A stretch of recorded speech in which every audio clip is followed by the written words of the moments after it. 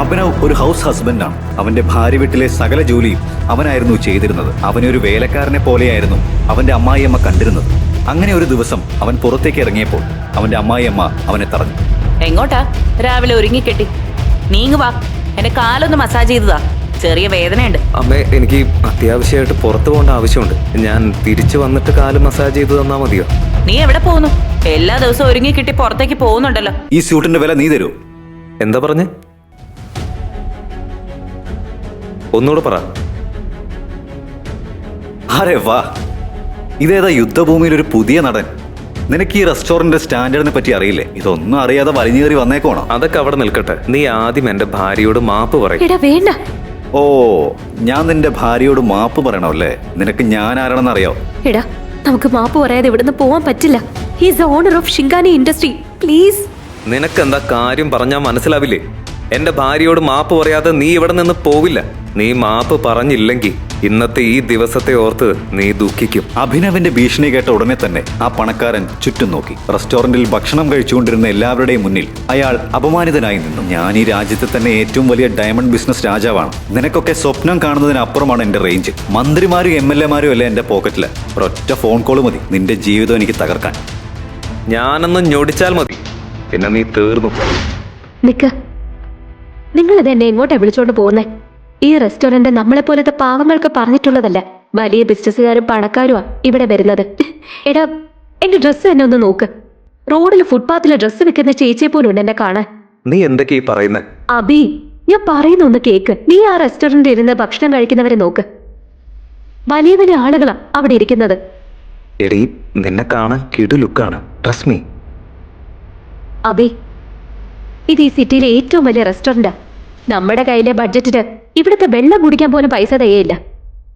അനന്യ, നീ ആവശ്യമില്ലാത്ത കാര്യം ഒന്നും ആലോചിക്കണ്ട. നിന്റെ ബർത്ത്ഡേ അല്ലേ? വാ. ആണോ? നീ കഷ്ടപ്പെട്ട് പാർട്ട് ടൈം ജോലി ചെയ്ത് ഡെലിവറി ചെയ്തുണ്ടാക്കിയ പൈസ ഒറ്റയടിക്ക് പൊട്ടിക്കണം. അനന്യ, നീ അത് എനിക്ക് വിട്ടേക്ക്, ഞാൻ നോക്കിക്കോളാം. ഞാൻ ടേബിൾ നമ്പർ 3 പോകുന്നു, നീ അങ്ങോട്ടേക്ക് വാ. വേണ്ട. അനന്യ അഭിയെ തടയാൻ വേണ്ടി അവന്റെ പുറകെ പോയി. വേഗത്തിൽ പോയപ്പോൾ അവൾ അറിയാതെ റെസ്റ്റോറന്റിൽ വന്ന ഒരു ബിസിനസ്സുകാരനെ തട്ടി. അയാളുടെ വില കൂടിയ കോട്ടിൽ റെഡ് വൈൻ വീണു. അയാൾ ദേഷ്യത്തിൽ ഗ്ലാസ് എറിഞ്ഞു പൊട്ടിച്ചു. സോറി, ഞാൻ കണ്ടില്ല. നിനക്കെന്താ കണ്ണ് കണ്ടൂടെ? നിന്നെ പോലത്തെ ലോക്കൽസിനൊക്കെ ഈ ഹോട്ടലിൽ കയറ്റിയത് ആരാ? നിനക്കറിയോ ഈ സൂട്ടിന്റെ വില എന്താണെന്ന്? 20 ലക്ഷത്തിന്റെ സ്യൂട്ടാണ് നീ വൈനൊഴിച്ച് കറയാക്കിയത്. സർ, ഞാൻ പറഞ്ഞില്ലേ സോറി. എനിക്കറിയില്ലായിരുന്നു. ഞാൻ സോറി. നീ എന്താ വിചാരിച്ചേ? സോറി പറഞ്ഞാൽ ഞാനങ്ങ് വിടുവന്നോ? ഈ സ്യൂട്ടിന്റെ വില നീ തരൂ. എന്താ പറഞ്ഞേ? ഒന്നുകൂടെ പറ. അരെ വാ, ഇതേതാ യുദ്ധഭൂമിയിൽ ഒരു പുതിയ നടൻ. നിനക്ക് ഈ റെസ്റ്റോറന്റ് സ്റ്റാൻഡേർഡിനെ പറ്റി അറിയില്ലേ? ഇതൊന്നും അറിയാതെ വലിഞ്ഞു കയറി വന്നേക്കോണോ? അതൊക്കെ അവിടെ നിൽക്കട്ടെ. നീ ആദ്യം എന്റെ ഭാര്യയോട് മാപ്പ് പറയും. എടാ വേണ്ട. ഓ, ഞാൻ നിന്റെ ഭാര്യയോട് മാപ്പ് പറയണമല്ലേ? നിനക്ക് ഞാൻ ആരാണെന്ന് അറിയാവോ? എടാ, നമുക്ക് മാപ്പ് പറയാതെ ഇവിടുന്ന് പോവാൻ പറ്റില്ല. He's owner of Singhania industry. Please. നിനക്കെന്താ കാര്യം പറഞ്ഞാൽ മനസ്സിലാവില്ലേ? എന്റെ ഭാര്യയോട് മാപ്പ് പറയാതെ നീ ഇവിടെ നിന്ന് പോവില്ല. നീ മാപ്പ് പറഞ്ഞില്ലെങ്കിൽ ഇന്നത്തെ ഈ ദിവസത്തെ ഓർത്ത് നീ ദുഃഖിക്കും. അഭിനവിന്റെ ഭീഷണി കേട്ട ഉടനെ തന്നെ ആ പണക്കാരൻ ചുറ്റും നോക്കി. റെസ്റ്റോറന്റിൽ ഭക്ഷണം കഴിച്ചുകൊണ്ടിരുന്ന എല്ലാവരുടെയും മുന്നിൽ അയാൾ അപമാനിതനായി നിന്നു. ഞാൻ ഈ രാജ്യത്തെ തന്നെ ഏറ്റവും വലിയ ഡയമണ്ട് ബിസിനസ് രാജാവാണ്. നിനക്കൊക്കെ സ്വപ്നം കാണുന്നതിനപ്പുറമാണ് എന്റെ റേഞ്ച്. മന്ത്രിമാരും MLA-മാരും അല്ലേ എന്റെ പോക്കറ്റില്. ഒരൊറ്റ ഫോൺ കോൾ മതി നിന്റെ ജീവിതം എനിക്ക് തകർക്കാൻ. ഞാനൊന്ന് ഞൊടിച്ചാൽ മതി, പിന്നെ നീ തീർന്നു. നിന്റെ ഈ ബിസിനസ് പിന്നെ ഉണ്ടാവില്ല. തകർത്ത് കളയും ഞാൻ. എന്താ കാണണോ? അഭിനവ് അങ്ങനെ വെല്ലുവിളിച്ച ശേഷം അവൻ അവന്റെ ഫോൺ എടുത്ത് ആർക്കോ മെസ്സേജ് ചെയ്തു. മെസ്സേജ് ചെയ്ത ഉടനെ തന്നെ ആ പണക്കാരന് ഒരു ഫോൺ വന്നു. ആ ഫോൺ വന്ന ഉടനെ തന്നെ ആ പണക്കാരന്റെ മുട്ടിടിക്കാൻ തുടങ്ങി. വാട്ട്? ഇതെല്ലാം എങ്ങനെ സംഭവിച്ചു? ഇനി ഒന്നും പറഞ്ഞിട്ട് കാര്യമില്ല. നീ നമ്മുടെ മുതലാളിയുടെ മോനോട് കയറി ഉടക്കിയോ? അങ്ങനെ എന്തെങ്കിലും സംഭവിച്ചിട്ടുണ്ടെങ്കിൽ നീ പെട്ടെന്ന് അയാളോട് മാപ്പ് പറഞ്ഞ് പ്രശ്നം സോൾവ് ആക്ക്. ഇല്ലെങ്കിൽ നമ്മൾ കുടുംബം അടക്കം തെരുവിലേക്ക് ഇറങ്ങേണ്ടി വരും.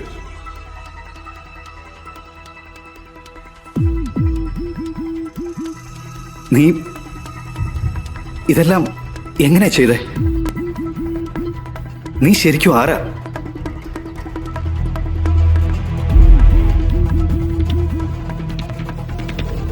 അഭിനവ് ഒരു ഹൗസ് ഹസ്ബൻഡാണ്. അവന്റെ ഭാര്യ വീട്ടിലെ സകല ജോലിയും അവനായിരുന്നു ചെയ്തിരുന്നത്. അവനെ ഒരു വേലക്കാരനെ പോലെയായിരുന്നു അവന്റെ അമ്മായിയമ്മ കണ്ടിരുന്നത്. അങ്ങനെ ഒരു ദിവസം അവൻ പുറത്തേക്ക് ഇറങ്ങിയപ്പോൾ അവന്റെ അമ്മായിയമ്മ അവനെ തടഞ്ഞു. എങ്ങോട്ടാ രാവിലെ ഒരുങ്ങിക്കെട്ടി? നീങ്ങ് വാ, എന്റെ കാലൊന്ന് മസാജ് ചെയ്തതാ.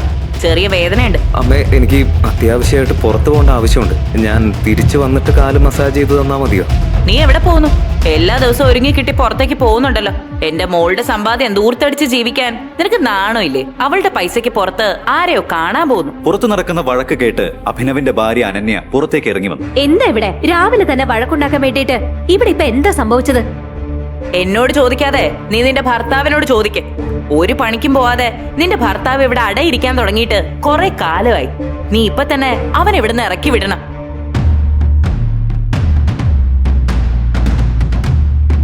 അഭിനവ്, നീ എവിടെ വേണമെങ്കിലും പോയിക്കോ, പക്ഷേ അമ്മ പറയുന്ന ജോലി നീ ചെയ്തിട്ട് പോ.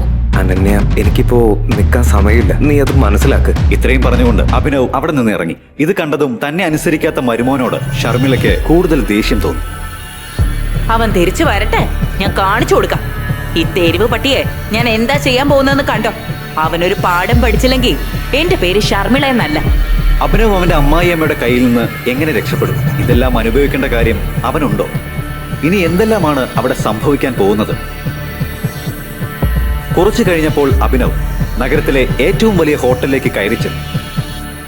അവനെ കണ്ടതും സെക്യൂരിറ്റി അഭിനവിനെ തടഞ്ഞു നിർത്തി. നീ ഏതാടാ? നീ എന്തിനാ ഇങ്ങോട്ടേക്ക് വലിഞ്ഞു കയറി വന്നേ? ചേരിയിൽ നിന്ന് ഈ ഹോട്ടലിൽ ഫുഡ് അടിക്കാൻ വന്നതാണോ? ഇവിടുന്ന് ഒരു തുള്ളി വെള്ളം കുടിക്കാനുള്ള യോഗ്യത പോലും നിനക്കില്ലല്ലോ. മര്യാദയ്ക്ക് ഇറങ്ങിപ്പോടാ. അഭിനവിന്റെ ചെരുപ്പും വേഷവും കണ്ടിട്ടാണ് അവനെ അവിടെ നിന്ന് സെക്യൂരിറ്റി ഇറക്കി വിടാൻ ഒരുങ്ങിയത്. അഭിനവിന് ഹോട്ടലിന്റെ ഉള്ളിലേക്ക് കയറിയേ പറ്റൂ. പക്ഷെ അവന്റെ വേഷവിധാനം കണ്ട് അവനെ അവർ അകത്തേക്ക് കയറ്റി വിട്ടില്ല. ഞാൻ ഈ ഹോട്ടലിന്റെ ഓണർ വിക്രമിനെ കാണാൻ വന്നതാണ്. എന്താ പറഞ്ഞേ? വിക്രം സാറിനെ കാണാവുന്നതാണോ? നിന്നെ പോലത്തെ ലോക്കൽസിനെ കൊണ്ട് വിക്രം സാർ ബാത്റൂം പോലും കഴിയിക്കില്ല. പിന്നെയാണ് അദ്ദേഹത്തെ കാണാൻ കാര്യം വന്നിരിക്കുന്നത്. അവന് മുതലാളിയെ കാണണമെന്ന്. മര്യാദയ്ക്ക് ഇറങ്ങിപ്പോടാ. ഇത്രയും പറഞ്ഞ ശേഷം സെക്യൂരിറ്റി ജീവനക്കാർ എല്ലാവരും കൂടി അഭിനവനെ ഹോട്ടലിന്റെ ഒരു സൈഡിലേക്ക് മാറ്റി. അപ്പോഴേക്കും പഴയ കാമുകി വൈഷ്ണവിയും അവളുടെ ബോയ് ഫ്രണ്ടും ദേവനും അവിടേക്ക് വന്നു. ഹെഡേ എക്സ് ബോയ് ഫ്രണ്ട്,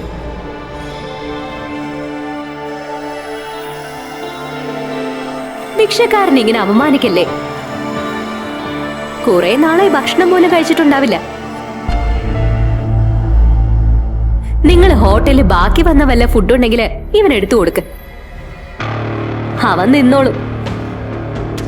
കുറെ നാളായുള്ള വിശപ്പുണ്ടാവും പാവം. കുറച്ചു നാളുകൾക്ക് മുമ്പ് അഭിനവ് അവന്റെ ജീവന തുല്യം സ്നേഹിച്ച പെണ്ണാണ് ഇപ്പോൾ മുന്നിൽ വന്ന് നിന്ന് ഇങ്ങനെ നികൃഷ്ടമായി അപമാനിക്കുന്നത്. എനിക്ക് ആദ്യം വിശ്വാസം തോന്നിയില്ല ഈ പിച്ചക്കാരൻ നിന്റെ പഴയ ബോയ് ഫ്രണ്ട് ആയിരുന്നു എന്ന് പറഞ്ഞത്. അവരുടെ ഈ കളിയാക്കൽ കേട്ട് അഭിനവന് കൂടുതൽ ദേഷ്യം വന്നു. അവൻ എന്തെങ്കിലും പറയുന്നതിന് മുമ്പ് തന്നെ ഒരു ആഡംബരക്കാർ ഹോട്ടലിന്റെ മുന്നിൽ വന്നിറങ്ങി. വിക്രം സാർ വന്നു. അയാൾ വന്ന ഉടനെ തന്നെ സെക്യൂരിറ്റിയും മറ്റു ഗാർഡുകളും വന്ന് കാറിനെ വളഞ്ഞു. അപ്പോഴേക്കും ആഡംബര കാറിൽ നിന്ന് വിക്രം ഇറങ്ങി. കാറിൽ നിന്ന് ഇറങ്ങിയ വിക്രം ഹോട്ടലിന്റെ മുന്നിലെ ആളും ബഹളവും കണ്ട് ഇങ്ങനെ ചോദിച്ചു: ഹോട്ടലിന്റെ ലോബിയിൽ എന്താ ഇത്ര ആൾക്കൂട്ടം? അറിയില്ല സാർ. ഏതോ ഒരു ദരിദ്രവാസി വന്ന് ലോബിയിൽ അലമുണ്ടാക്കുക. ഞാൻ നിന്നോട് എത്ര തവണ പറഞ്ഞിട്ടുണ്ട്, ഞാനോ ഈ ഹോട്ടലോ ഇങ്ങനെയുള്ള ദരിദ്രവാസികളെ ഒരിക്കലും എന്റർടൈൻ ചെയ്യിക്കാറില്ലെന്ന്. അവനെ തൂക്കിയെടുത്ത് വെളിയിലെറിയും. വിക്രമിന്റെ വാക്ക് കേട്ടതും അയാളുടെ ഗാർഡ് പെട്ടെന്ന് മുന്നിലേക്ക് വന്ന് അഭിനവനെ പുറത്തേക്കാക്കി. ഗാർഡ് അഭിനവനെ വിക്രത്തിന്റെ മുന്നിലൂടെ വലിച്ചഴിച്ചു കൊണ്ടുപോയി. അപ്പോഴേക്കും വിക്രമിന്റെ കണ്ണുകൾ അഭിനവന്റെ കയ്യിലെ മോതിരത്തിൽ ഉടക്കി. ആ മോതിരം കണ്ട ഉടനെ തന്നെ വിക്രമിന്റെ കണ്ണുകളിൽ ഒരു ഭയം നിഴലിച്ചു. അയാൾ ഗാർഡുകളോട് അഭിനവനെ വെറുതെ വിടാൻ ആവശ്യപ്പെട്ടു. അയാളെ വിട് സാർ. അഭിനവന്റെ കയ്യിലെ മോതിരം കണ്ടിട്ടാണ് വിക്രം ഭയപ്പെട്ടത്.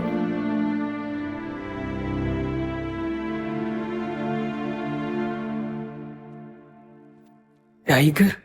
ആ മോതിരം കണ്ട ഉടനെ തന്നെ കോടീശ്വരനായ വിക്രം അഭിനവന്റെ മുന്നിൽ മുട്ടുകുത്തിയിരുന്നു.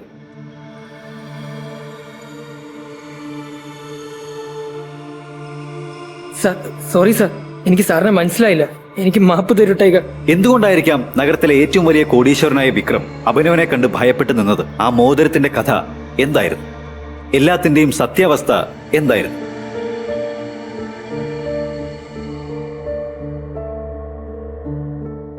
വിക്രവുമായി ഹോട്ടലിൽ നടന്ന സംഭവത്തെപ്പറ്റി അഭിനവ് അവന്റെ ഭാര്യ അനന്യയോട് ഒന്നും പറഞ്ഞില്ല. പിറ്റേ ദിവസം അവൻ അനന്യയ്ക്ക് വേണ്ടിയുള്ള ഭക്ഷണവുമായി അവളുടെ ഓഫീസിലേക്ക് വന്നു.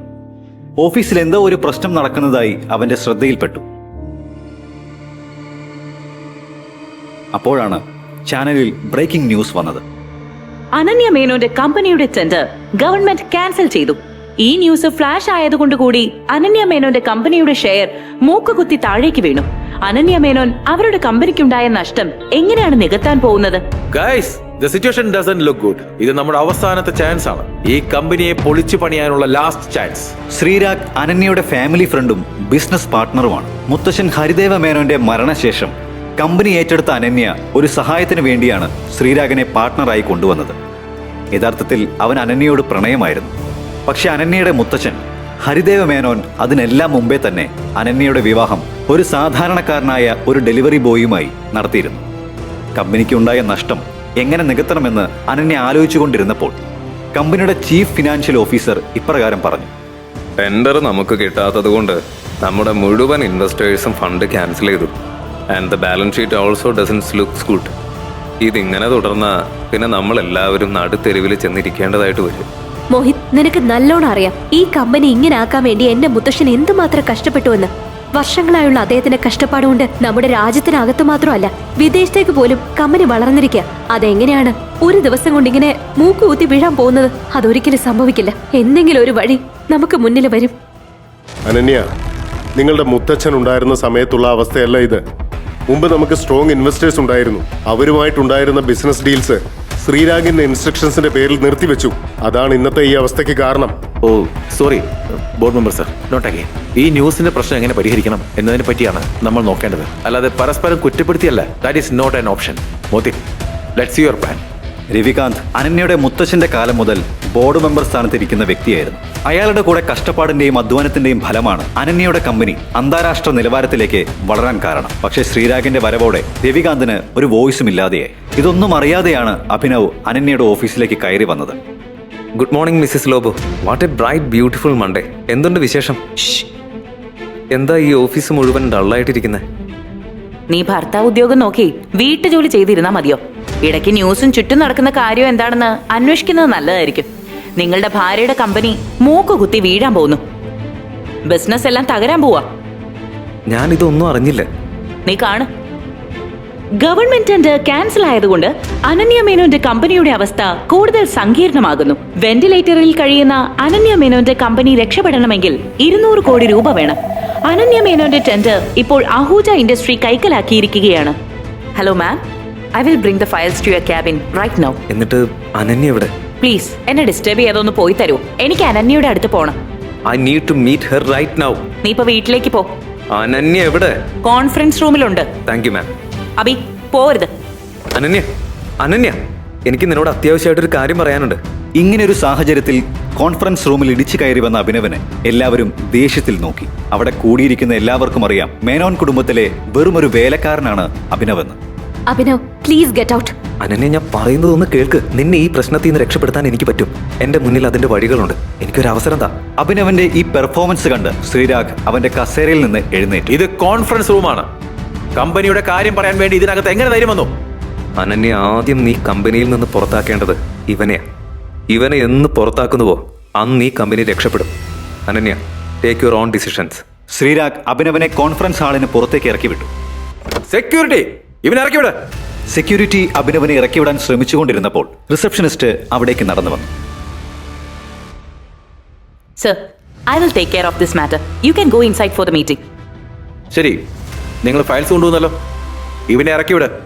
ഇത്രയും പറഞ്ഞുകൊണ്ട് ശ്രീരാഗ് കോൺഫറൻസ് ഹാളിന്റെ ഉള്ളിലേക്ക് കയറി. അവനെ വിട്.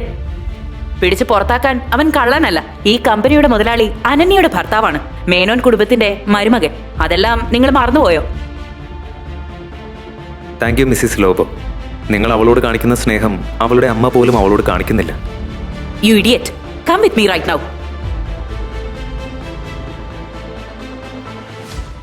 നിനക്ക് എങ്ങനെ ഈ കമ്പനിയുടെ ക്രൈസിസിൽ നിന്ന് മാറി നിൽക്കാൻ പറ്റുന്നത്? എന്നോട് ആരും ഒന്നും പറയാറില്ല. എനിക്ക് കുറച്ച് ഇൻഫർമേഷൻ വേണം. അത് കിട്ടിയില്ലെങ്കിൽ ഐ ആം ഹെൽപ്ലെസ്. എന്ത് ഇൻഫർമേഷനാണ് നിനക്ക് വേണ്ടത്? എനിക്ക് ഈ കമ്പനിയുടെ ഇൻവെസ്റ്റേഴ്സിന്റെ ഡീറ്റെയിൽസ് വേണം. ഷെയർ ഹോൾഡേഴ്സിന്റെ ഡീറ്റെയിൽസ് വേണം. അതിനുശേഷം ബാലൻസ് ഷീറ്റും കാണും. അത് കണ്ടല്ലാതെ എനിക്കൊന്നും ചെയ്യാൻ പറ്റില്ല. അബി, നീ എല്ലാം കണ്ടതല്ലേ? എന്തൊക്കെയാണ് ഇവിടെ സംഭവിക്കുന്നതെന്ന്? കമ്പനിയുടെ ഒരു എംപ്ലോയി പോലും നിന്റെ അത്ര ആത്മാർത്ഥത കാണിക്കുന്നില്ല. ഇങ്ങനെ പോയ എങ്ങനെ കമ്പനി രക്ഷപ്പെടുന്നത്? ആ, നിന്റെ വാക്ക് കേൾക്കുന്ന ഒരാള് ഈ ഓഫീസിലുണ്ട്. ആരാണ്? രവികാന്ത് സർ. അദ്ദേഹം അനന്യയുടെ മുത്തച്ഛൻ ഹരിദേവ് മേനോന്റെ കാലം തൊട്ട് ഇവിടെയുണ്ട്. അയാൾ അദ്ദേഹവുമായി ഭയങ്കര ക്ലോസ് ആയിരുന്നു. ശ്രീരാഗ് വന്നതിന് ശേഷം അദ്ദേഹത്തിന് ഇവിടെ വോയിസ് ഇല്ലാതെ. പക്ഷെ ഒരു കാര്യം ഞാൻ നിന്നോട് പറയാം. ആ രവികാന്ത് ഉണ്ടല്ലോ, അദ്ദേഹം ഒരു ചെയിൻ സ്മോക്കറാ. ഓരോ മണിക്കൂറിലും ഓരോ സിഗരറ്റ് വേണം. നീ ഇവിടെ വെയിറ്റ് ചെയ്താൽ മതി. അയാൾ എന്തായാലും സിഗരറ്റ് വലിക്കാൻ ഇങ്ങോട്ടേക്ക് വരും. അപ്പോ നീ ഇടിച്ചു കയറി അയാളോട് സംസാരിച്ചാൽ മതി. അയാളെ എങ്ങനെയെങ്കിലും കൺവിൻസ് ചെയ്യണം. I am sure you can do it. Okay, എനിക്കിപ്പോ പോണം. All the best. കുറച്ചു നേരം കാത്തിരുന്ന ശേഷം അഭിനവ് ഫോൺ എടുത്ത് ആരെയോ വിളിച്ചു. ഹലോ, ക്യാബിനറ്റ് മിനിസ്റ്റർ അല്ലേ? എന്തുണ്ട് വിശേഷം? ഹലോ അഭിനവ് സാർ, എന്തു പറ്റി വിളിക്കാൻ? എന്നെ കൊണ്ട് എന്ത് സഹായം വേണ്ടത്? അങ്ങനെയൊന്നുമില്ല. എനിക്ക് ചെറിയൊരു സഹായം വേണം. ഒരു സാധാരണ ഡെലിവറി ബോയ്ക്ക് കേന്ദ്രമന്ത്രിയുമായി എന്ത് ബന്ധമാണുള്ളത്? കേന്ദ്രമന്ത്രി എങ്ങനെയാണ് അഭിനവിനോട് ഇത്ര വിനയത്തോടെ സംസാരിച്ചത്? ഫോണിലൂടെ അഭിനവ് തനിക്ക് വേണ്ട സഹായം ആവശ്യപ്പെട്ടു. അവൻ ഫോണിൽ സംസാരിച്ചു കൊണ്ടിരുന്നപ്പോൾ രവികാന്ത് സിഗരറ്റ് വലിക്കാൻ പുറത്തേക്ക് ഇറങ്ങി വന്നു. മന്ത്രി സാറേ, ഞാൻ പറഞ്ഞ കാര്യം സീക്രട്ട് ആയിരിക്കണം. കാര്യം നടന്നിട്ട് എന്നെ തിരിച്ചു വിളിക്കണം. ബാക്കി ഞാൻ നോക്കിക്കോളാം. ഓക്കെ?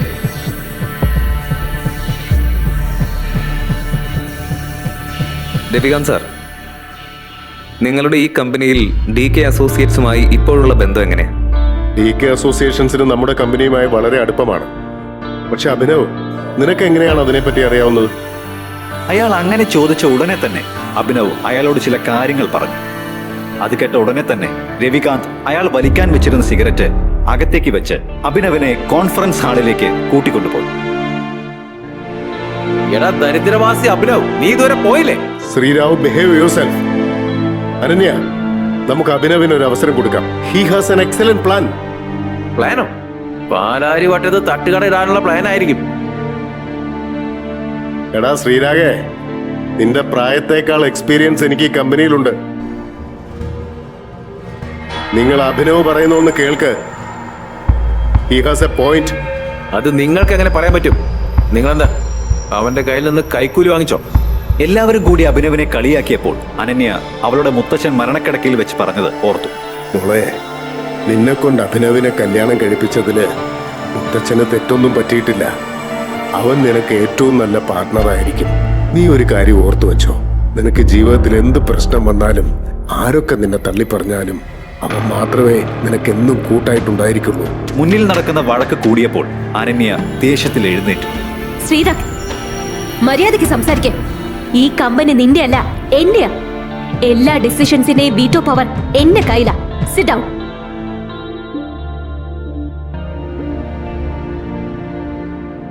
അഭിനവ്, ഇരിക്കെ. നീ പറ. അനന്യ തനിക്ക് പറയാനുള്ളത് കേൾക്കാൻ ഒരുങ്ങിയപ്പോൾ അഭിനവന് സന്തോഷമായി. രവികാന്ത് അഭിനവനെ തന്റെ അടുത്തുള്ള കസേരയിലിരുത്തി. മുന്നിൽ വെച്ചിരുന്ന വെള്ളം അഭിനവ് കുടിച്ചു. അനന്യ, എനിക്ക് ആദ്യം കമ്പനിയുടെ ഇൻവെസ്റ്റേഴ്സിന്റെയും ഷെയർ ഹോൾഡേഴ്സിന്റെയും ഡീറ്റെയിൽസ് വേണം. എല്ലാത്തിനും പുറമെ എനിക്ക് ബാലൻസ് ഷീറ്റും കാണണം. അത് കാണാതെ എനിക്കൊന്നും പറയാൻ പറ്റില്ല. This is too much. നമ്മൾ അങ്ങനെ ഇതുവരെ ആരോടും കമ്പനി ഡീറ്റെയിൽസ് ഷെയർ ചെയ്തിട്ടില്ല. മോഹിത്, ഫയല് അഭിനവിന് കൊടുക്ക്. നീ ഇപ്പോഴും ഈ പൊട്ടന്റെ വാക്ക് വിശ്വസിക്കുകയാണോ? Pass file. Sreerag, why don't you mind your language? Abhinav എന്റെ ഭർത്താവാന്ന കാര്യം നീ എന്താ ഓർക്കാത്തെ? 2 വർഷത്തിന് ശേഷമാണ് അനന്യ അഭിനവനെ തന്റെ ഭർത്താവായി പൊതുസ്ഥലത്ത് വെച്ച് അംഗീകരിക്കുന്നത്. അതവന് കൂടുതൽ സന്തോഷം നൽകി. ഓഡിറ്റർ കൊടുത്ത ഫയൽ അഭിനവ് പരിശോധിക്കാൻ തുടങ്ങി.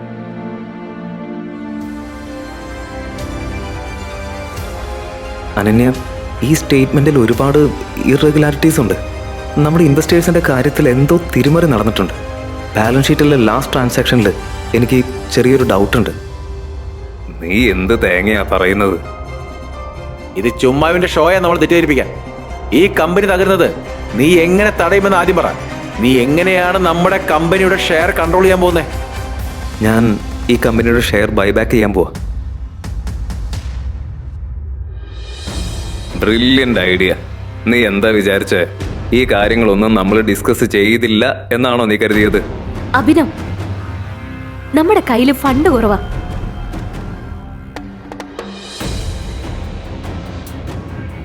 Alright, let me make a call.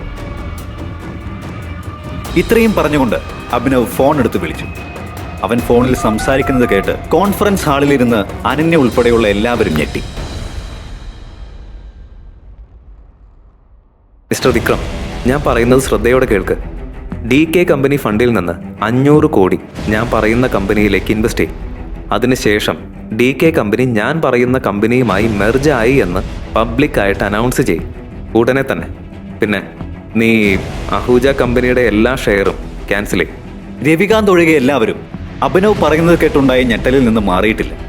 ഇത്രയും വലിയ കാര്യങ്ങൾ തന്റെ ഭർത്താവ് എങ്ങനെയാണ് പറയുന്നതെന്ന് അനന്യയും ആലോചിച്ചു.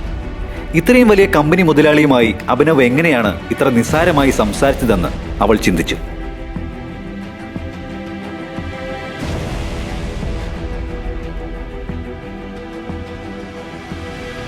അഭിനവ്, നീ ആരാ? അനന്യയുടെ ഈ ചോദ്യം കേട്ട് അഭിനവ് ഒന്ന് പുഞ്ചിരിക്കുക മാത്രമാണ് ചെയ്തത്. ഭർത്താവ് ഉദ്യോഗം നോക്കി നടക്കുന്ന അഭിനവ് എങ്ങനെയാണ് മുങ്ങിക്കൊണ്ടിരുന്ന അനന്യയുടെ കമ്പനിയെ രക്ഷിച്ചത്? 500 കോടി എങ്ങനെയാണ് ഒരു സാധാരണ പയ്യന്റെ കയ്യിൽ ഒരു നിമിഷം കൊണ്ട് വന്നത്? DK പ്രൈവറ്റ് ലിമിറ്റഡ് എന്ന കമ്പനി എങ്ങനെയാണ് അനന്യയുടെ കമ്പനിയുമായി ഇത്ര നിസ്സാരമായി മെർജായത്? ഗവൺമെന്റ് ടെൻഡർ അനന്യയുടെ കയ്യിൽ നിന്ന് പോവാൻ കാരണം ശ്രീരാഗം മോത്തിക്കുമാണെന്ന് ശ്രീരാഗ് അറിഞ്ഞു.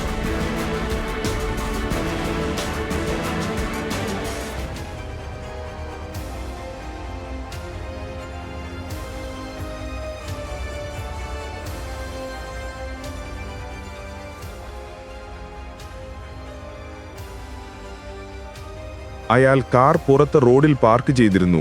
അയാളെ വെടിവെച്ച റാണ അതേ കാറിനടുത്ത് നിൽക്കുന്നുണ്ടായിരുന്നു. രാത്രിയുടെ ഇരുട്ടിൽ അച്ഛനും അഭിനവും ഒരിടുങ്ങിയ വഴിയിൽ ഒളിച്ചിരിക്കുകയായിരുന്നു. മോനെ, വേഗം നടക്ക്. അഭിനവ്, ഞാൻ പറയുന്നത് കേൾക്ക് മോനെ. നീ ഇവിടെ നിന്ന് ഓടിപ്പോയിക്കോ, അല്ലെങ്കിൽ അവർ നിന്നെയും കൊല്ലും. ഇല്ലച്ചാ, അച്ഛനെ ഇവിടാക്കി ഞാൻ പോവില്ല. ശാഠ്യം പിടിക്കരുത് അഭിനവ്. മോനെ, ഞാൻ എന്റെ ജീവിതം ജീവിച്ചു കഴിഞ്ഞു. ഇനി എന്ത് ചെയ്യണമെങ്കിലും നീ ചെയ്യണം. എല്ലാം നീ ശ്രദ്ധിക്കണം എന്ന് പറഞ്ഞ് സഞ്ജയ് തന്റെ വിരലിൽ നിന്ന് ഒരു സ്വർണ്ണ മോതിരമെടുത്ത് അഭിനവിന് കൊടുത്തു. അതിൽ ടി എന്ന് എഴുതിയിരുന്നു. ഒരു കാര്യം എപ്പോഴും ഓർക്കുക, അവസാന ശ്വാസം വരെ പോരാടുക.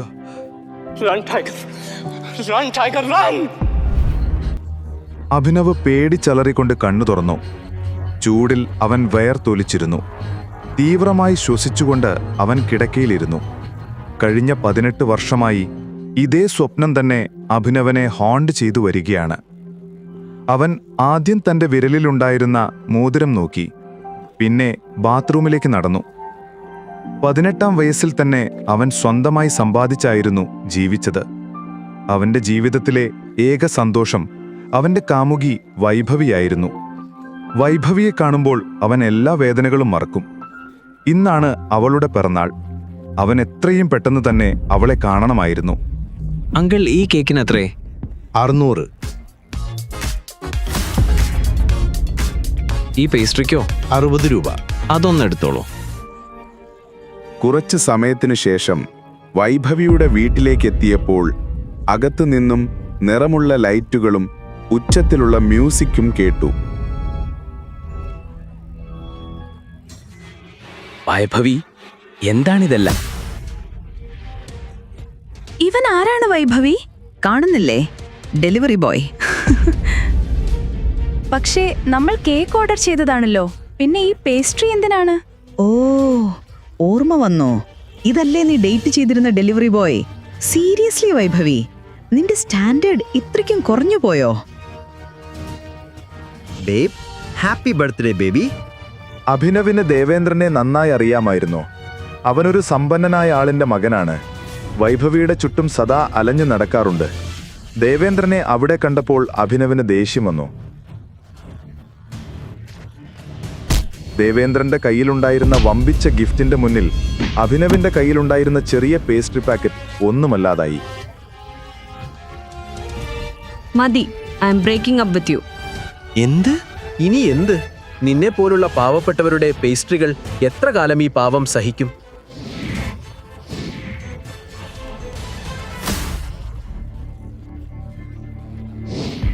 നീ ചെയ്തത് ശരിയല്ല വൈഭവി. അതിനുശേഷം അഭിനവ് തളർന്ന മനസ്സോടെ കണ്ണുകൾ കലങ്ങി അവിടെ നിന്ന് മടങ്ങി. ദേവേന്ദ്രൻ വൈഭവിയെ ചുംബിക്കുന്ന രംഗം അവന്റെ മനസ്സിൽ വീണ്ടും വീണ്ടും വന്നുകൊണ്ടിരുന്നു. അഭിനവ് ഇവിടെ തളർന്ന് റോഡരികിൽ വീണപ്പോൾ വേറൊരു സ്ഥലത്ത് കാറിൽ വളരെ ദേഷ്യത്തോടെ ഇരിക്കുകയായിരുന്നു അർജുൻ മേനോൻ. അദ്ദേഹത്തിന്റെ സഹോദരി അനന്യ ഇപ്പോൾ അയാളുടെ ഉറക്കവും സമാധാനവും കെടുത്തിക്കൊണ്ടിരിക്കുകയാണ്. മുത്തശ്ശൻ മാധവൻ മേനോന്റെ മനസ്സിൽ ഇടം പിടിക്കാൻ, അനന്യയെ ഒഴിവാക്കാൻ അർജുൻ എന്തും ചെയ്യാൻ തയ്യാറാണ്. ഇന്ന് അതിന്റെ ഭാഗമായിട്ടാണ് അവൻ കാറിൽ ആളുകളുമായി പുറപ്പെട്ടത്. അർജുന്റെ ആളുകൾ അഭിനവിനെ എടുത്തു നേരെ റൂം നമ്പർ 409 കൊണ്ടുപോയി. ഇവന്റെ വസ്ത്രം മാറ്റി അവനെ ഈ ബെഡിൽ കിടത്തു. വസ്ത്രം മാറ്റൂ. അവർ ശാന്തമായി അഭിനവിനെ കിടത്തിക്കൊടുക്കുന്നു. അവിടെ തന്നെ അദ്ദേഹത്തിന്റെ സഹോദരി അനന്യ ഉറങ്ങുന്നുണ്ടായിരുന്നു. പിറ്റേന്ന് രാവിലെ ഉറക്കത്തിൽ അഭിനവിന്റെ കൈ മൃദുവായ എന്തിലോ ഒന്ന് സ്പർശിച്ചു. അഭിനവ് ഉണർന്നു. അപ്പോൾ അവൻ അറിയാത്ത ഏതോ ഒരു സ്ത്രീയെ കട്ടിലിൽ കണ്ടു. നീ ആരാണ്? നീ എങ്ങനെ എന്റെ റൂമിൽ വന്നു? നീ എന്നെ എന്താണ് ചെയ്തത്?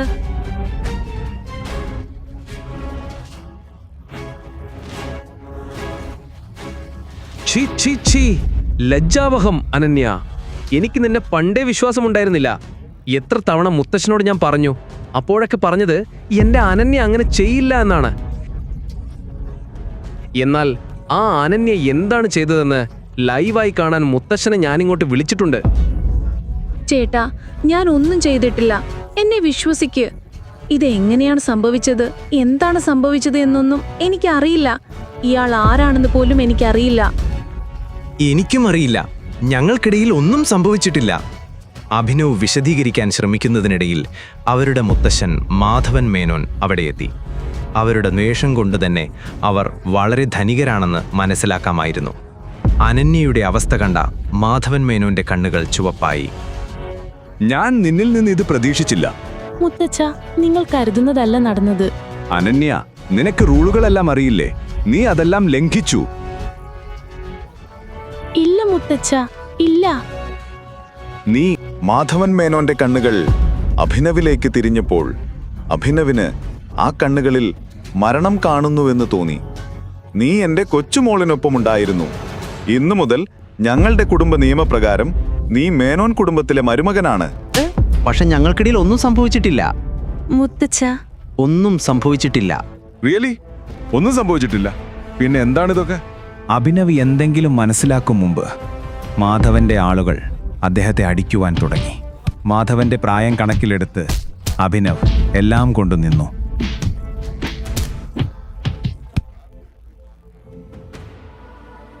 അനന്യ, അവനെ ഹോസ്പിറ്റലിൽ കൊണ്ടുപോ. വൈകുന്നേരത്തെ വിക്രമന്റെ പാർട്ടിക്ക് നല്ല ഡ്രസ്സ് ധരിച്ച് ഇവനും ഉണ്ടാകണം. നിന്റെ കൂടെ ഇവനെയും പാർട്ടിയിൽ കാണണം.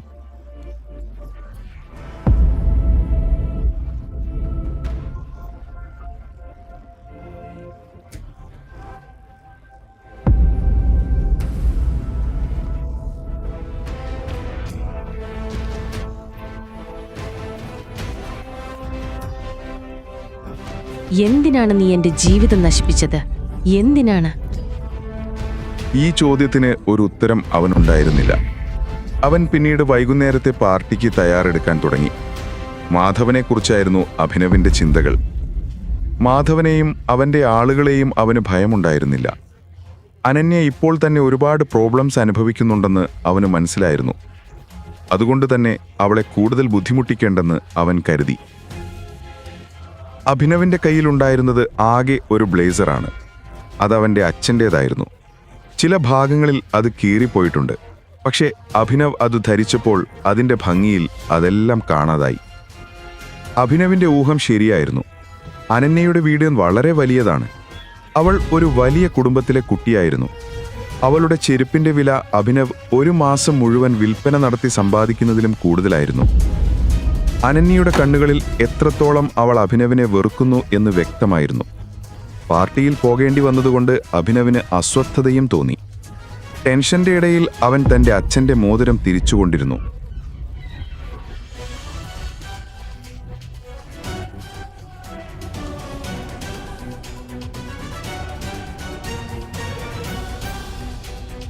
ഈ മോതിരം ഒന്ന് വലിച്ചെറിയാമോ? ക്ഷമിക്കണം, ഈ മോതിരം എനിക്ക് വിലപ്പെട്ടതാണ്. വിക്രത്തിന്റെ വീട് ഒരു കോട്ട പോലെയായിരുന്നു. ചുറ്റും തോക്കുമായി ബൗൺസർമാർ ഉണ്ടായിരുന്നു. അനന്യയും അഭിനവും അകത്തേക്ക് കയറിയതും അഭിനവ് ദേവേന്ദ്രനെ കണ്ടു.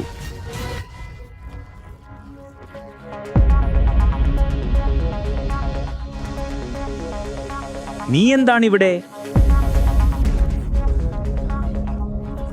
ഇതെന്റെ ഭർത്താവാണ്. അനന്യ, നിനക്കെന്താ വയ്യേ? ഈ റോഡ് സൈഡിലെ ഊളയെ നീ എന്ത് കണ്ടിട്ടാണ് വിവാഹം കഴിച്ചത്? സൂക്ഷിച്ച് സംസാരിക്ക. അല്ലെങ്കിൽ നീ എന്ത് ചെയ്യും? പറ, എന്ത് ചെയ്യും? ദേവേന്ദ്രനും ചൂടുപിടിച്ചു. അഭിനവ് ദേവേന്ദ്രനെ അടിക്കാൻ ഓങ്ങിയപ്പോഴേക്കും പാർട്ടി ഓർഗനൈസറായ വിക്രം അവിടെ എത്തി. എന്താണ് ഇവിടെ നടക്കുന്നത്?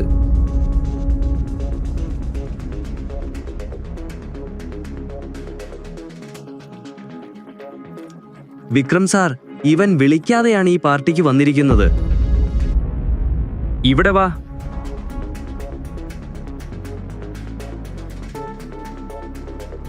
നീ ആരാണ്? എങ്ങനെ ഇവിടെ എത്തി? അത് ആക്ച്വലി ഹീസ് മൈ ഹസ്ബൻഡ്. വിക്രമിന് അനന്യയുടെ ആ വാക്കുകൾ വിശ്വസിക്കാനായില്ല. നിനക്ക് ഈ പാർട്ടിക്ക് ക്ഷണമില്ല. ഞാൻ പോലീസിനെ വിളിക്കുന്നതിന് മുൻപ് ഇവിടെ നിന്ന് പോയിക്കോ.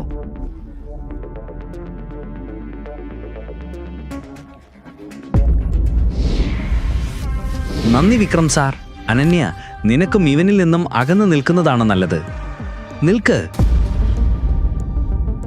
വിക്രം അഭിനവിന്റെ അടുത്തേക്ക് അവന്റെ മോതിരം നോക്കി ഓടിപ്പോയി. എനിക്ക് നിന്നോട് ഒറ്റയ്ക്കൊരു പ്രധാന കാര്യം സംസാരിക്കാനുണ്ട്. ശരി, വരാം. വിക്രം അങ്ങനെ പറഞ്ഞു. അഭിനവിന്റെ കൈ പിടിച്ച് അവനെ അകത്തേക്ക് കൂട്ടിക്കൊണ്ടുപോയി. അനന്യ, ദേവേന്ദ്രൻ, അർജുൻ, പാർട്ടിയിലുണ്ടായിരുന്ന മറ്റുള്ളവർക്കെല്ലാം ഇത് കണ്ടപ്പോൾ അത്ഭുതമായി. കുറച്ചുനേരം കഴിഞ്ഞ് അവർ വിക്രമിന്റെ റൂമിലെത്തി. വിക്രം വാതിലടച്ച് അഭിനവിനോട് അടുത്തെത്തി ചോദിച്ചു, നിന്റെ ഈ മോതിരം എനിക്കൊന്ന് കാണണം. എന്തിനാണ്? ഭയപ്പെടേണ്ട, ഞാനത് ചോദിക്കാൻ പോകുന്നില്ല. ഒരു കാര്യം നോക്കാനാണ്.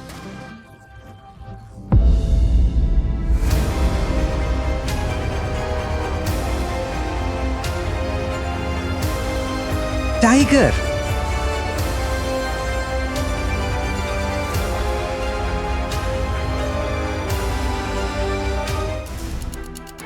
ഈ കഥയുടെ ബാക്കി അറിയാൻ ഡൗൺലോഡ് പോക്കറ്റ് FM ആപ്പ്.